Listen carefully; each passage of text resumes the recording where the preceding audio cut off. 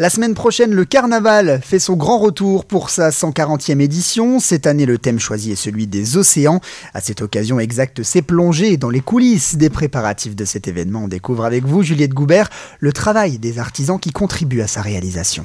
À 10 jours du coup d'envoi du carnaval, la halle Spada se remplit de vie avec des dizaines de chars alignés côte à côte, tandis que certains artisans apportent les dernières touches de peinture et peaufinent les finitions. Cédric Pignataro est patron de l'une des entreprises chargées de la réalisation des chars. Il dévoile les techniques de fabrication utilisées pour la création de ces engins. Aujourd'hui, il existe différents moyens de fabrication. Vous avez des versions plus artisanales où on travaille, on sculpte tout à la main.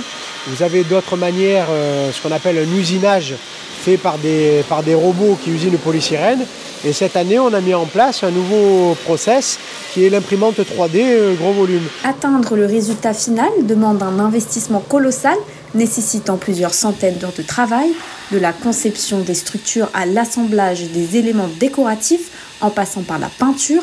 Pour Cédric, peintre, chaque étape mobilise son savoir-faire. Je travaille sur les coraux qui vont sur Carnavalone à la fois et sur les batailles des fleurs. Moi en termes de peinture ça va relativement vite parce que je travaille au pistolet, mais si on compte toutes les étapes ça prend quand même un peu de temps parce qu'on a un travail de ferronnerie, il y a de la découpe de bois. J'essaye de me tenir plus ou moins en maquette, mais après je suis relativement libre, j'interprète à ma façon, je sais plus ou moins quelles sont les attentes. Cette année, c'est sur le thème de l'océan que les chars et les grosses têtes vont défiler.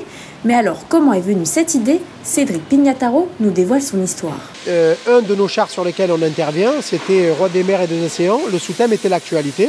À cette période-là, Paul Watson était encore incarcéré. Et on avait imaginé, suite à une discussion avec ma compagne, j'avais imaginé Paul Watson qui se faisait libérer par les baleines de la prison. Et c'est comme ça qu'on l'a illustré. Conçu avec minutie par des artisans passionnés, ces chars offriront un véritable voyage pour les spectateurs.